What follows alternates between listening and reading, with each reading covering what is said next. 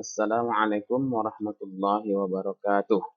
Pada video kali ini kita akan membahas statistika. Yang kita bahas adalah pengujian hipotesis. Ini adalah bagian yang kedua. Untuk memahami pengujian hipotesis bagian kedua ini, disarankan untuk melihat dulu video yang statistika pengujian hipotesis bagian pertama. Karena itu adalah syarat untuk mempelajari pengujian hipotesis bagian kedua ini. Langkah-langkah uji hipotesis. Untuk menguji hipotesis, ada 5 langkah yang harus kita lakukan. Yang pertama adalah merumuskan hipotesis, di mana hipotesis itu ada 2, hipotesis nol dan hipotesis tandingan atau H1 atau HA. Jadi nanti kalau ada buku yang menuliskan HA, itu maksudnya sama dengan H1. Kemudian yang kedua adalah menentukan taraf nyata atau signifikan alfa. Untuk langkah 1 dan 2 ini telah dijelaskan di statistika pengujian hipotesis bagian pertama.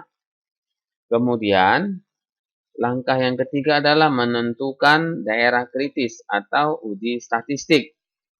Yang keempat, menghitung nilai statistik. Sedangkan langkah yang terakhir adalah mengambil kesimpulan atau keputusan. Pada video ini kita akan membahas langkah ke-3, 4, dan yang ke-5. Daerah kritis. Misalnya ketika akan melakukan penelitian setelah merumuskan hipotesis dan pernyataannya adalah rata-rata lebih besar, maka nanti gambar daerah kritisnya adalah seperti ini. Jadi ini daerah penolakan H0 menggunakan lebih besar.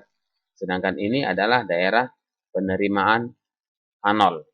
Kemudian, jika nanti pernyataan tersebut menggunakan kalimat lebih kecil, maka gambarnya adalah seperti ini, daerah kritisnya. Ini adalah daerah penolakan H0 dan yang bersih ini adalah daerah penerimaan H0.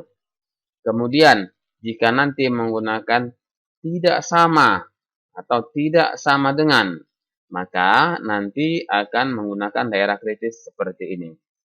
Artinya di sini dia lebih kecil, kemudian yang ini nanti lebih besar.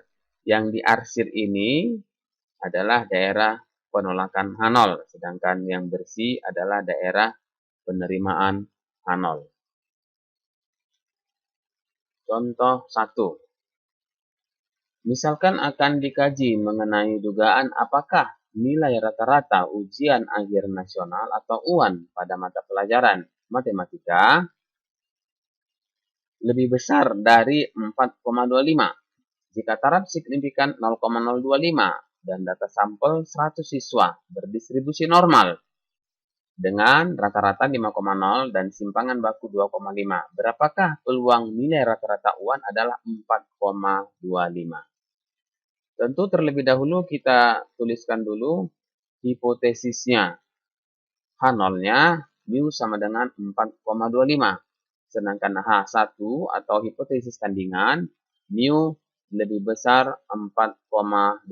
Pada slide sebelumnya telah dijelaskan untuk menggambar daerah kritis, mu lebih besar, mu lebih kecil, ataupun mu tidak sama dengan. Kemudian, dalam soal diketahui rata-rata 5,0 dan simpangan baku atau S 2,5 dan sampelnya ada 100.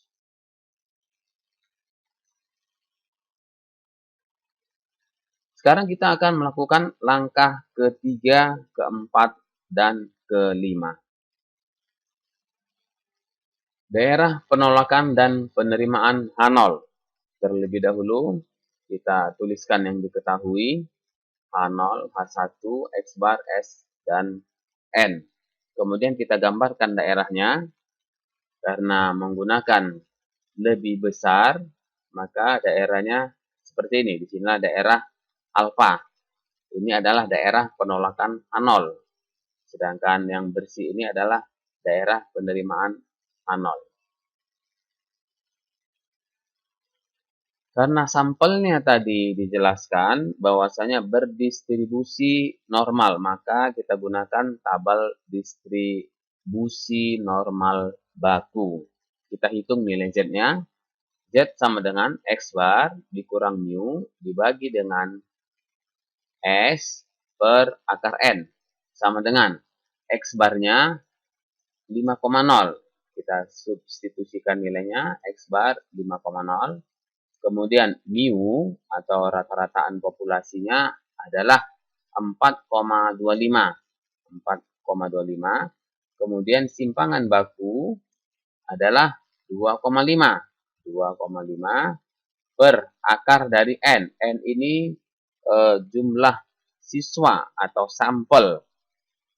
Data sampel dari 100 siswa. N-nya 100. Kita hitung nilainya sama dengan 3,0. Kemudian kita menghitung nilai alfa. Alfa sama dengan peluang dari X bar lebih besar dari 4,25. Sama dengan peluang dari Z lebih besar dari 3,0. Kita lihat tabel wilayah di bawah kurva normal. Daerah di bawah kurva normal, nilainya adalah 0,0013. Atau dengan cara, karena luas daerah setengah kurva normal adalah 0,5, maka luasnya adalah 0,5 dikurang luas Z sama dengan 0 sampai dengan Z sama dengan 3,0. Maksudnya begini, bahwasanya daerah di bawah kurva normal ini seluruhnya adalah luasnya 1. Berarti setengahnya adalah 0,5. Karena daerah di bawah kurva normal itu adalah simetri. Artinya setengah 0,5 dan setengahnya lagi 0,5. Karena luas yang setengah ini 0,5 dan yang mau kita hitung adalah daerah penolakan H0 ini tadi yang diarsir dari 3,0 dan seterusnya. Berarti kita harus mengurangkan 0,5 atau daerah setengah kurva normal ini 0,5 dikurangi daerah dari 0 sampai 3,0.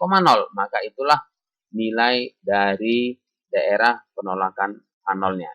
Jadi 0,5 dikurang luas Z sama dengan 0 sampai dengan Z sama dengan 3,0. Kemudian kita lihat pada tabel distribusi normal Z sama dengan 0 sampai dengan Z sama dengan 3,0. Kemudian kita peroleh nilainya adalah 0,4987 sehingga 0,5 dikurang 0,4987 sama dengan 0,0013. Peluang ini cukup kecil sehingga peluang H0 sangat kecil. Contoh yang kedua, pengusaha lampu pijar mengatakan bahwa lampunya bisa tahan pakai sampai sekitar 800 jam. Akhir-akhir ini timbul dugaan bahwa masa pakai lampu itu telah berubah. Untuk menentukan hal ini, dilakukan penelitian dengan jalan menguji 50 lampu diperoleh berdistribusi normal. Rata-ratanya 792 jam. Dari pengalaman diketahui bahwa simpangan batu masa hidup lampu 60 jam. Selidiki dengan taraf nyata 0,05 apakah kualitas lampu sudah berubah atau belum. Tentu pertama sekali kita lakukan adalah menuliskan hipotesisnya. H0 mu sama dengan 800 jam, kemudian H1 tidak sama dengan 800 jam. X barnya atau rata-rata sampel 792, kemudian simpangan baku 60 dan N-nya 50 karena yang mau diuji ada 50 lampu.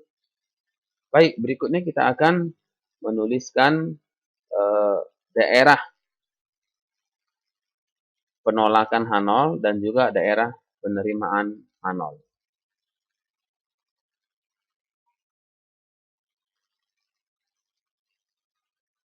Karena berdistribusi normal, maka digunakan tabel distribusi normal baku. Terlebih dahulu, kita tuliskan dulu yang diketahui.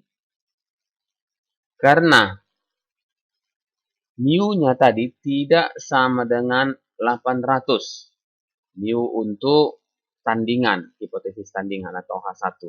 Berarti bisa lebih besar, bisa lebih kecil. Kalau begitu ada dua arah, di sebelah kiri dan sebelah kanan. Kita gambarkan.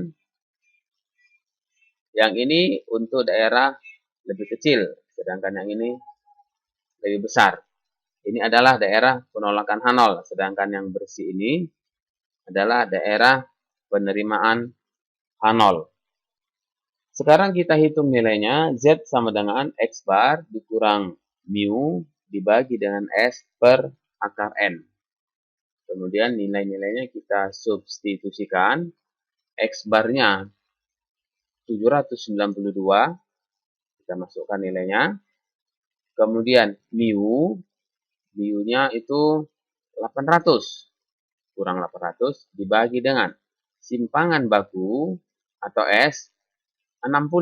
Kita substitusikan nilainya 60 dibagi dengan akar N.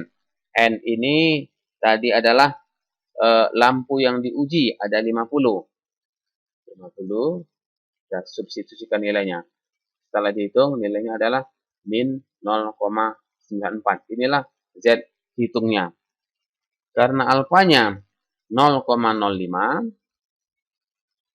dan uji dua pihak, karena ada yang ke kiri dan ada yang ke kanan, berarti kita tuliskan daerah untuk uji tersebut min Z 0,5 dikurang alfa dibagi 2, lebih kecil dari Z hitung, lebih kecil dari Z 0,5 dikurang alfa per 2. Alfanya tadi adalah diberitahukan dalam soal 0,05.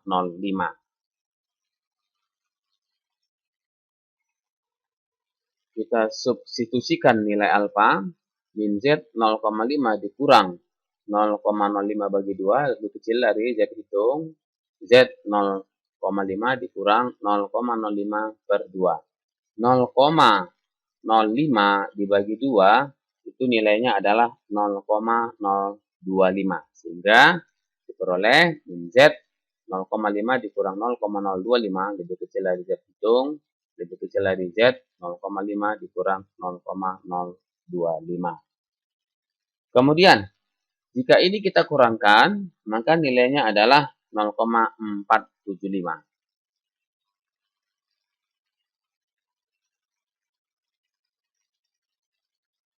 Kemudian kita lihat dari daftar normal baku diperoleh Z 0,475 nilainya adalah 1,96. Sekarang kita gambarkan daerahnya. Ini adalah daerah penerimaan H0 0,025. Ini daerahnya yang diarsir. Berarti nilai 1,96 itu di sebelah kiri menjadi min 1,96 dan sebelah kanannya 1,96. Terima H0 jika tentu kita substitusikan nilainya ini min 1,96 kecil dari Z hitung, kecil dari 1,96.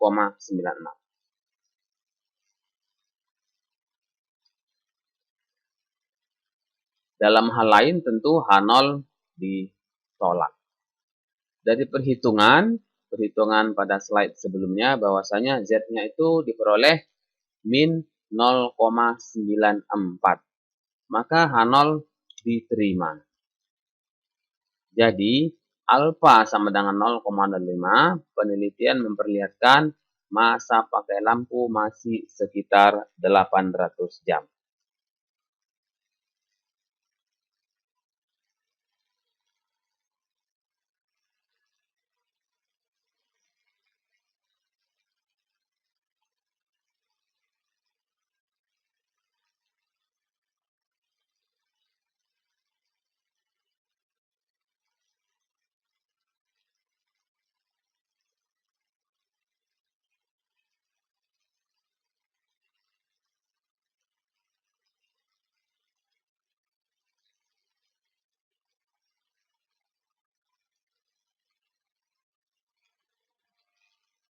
sebagai bahan pustaka.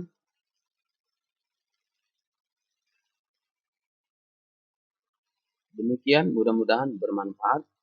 Assalamualaikum warahmatullahi wabarakatuh.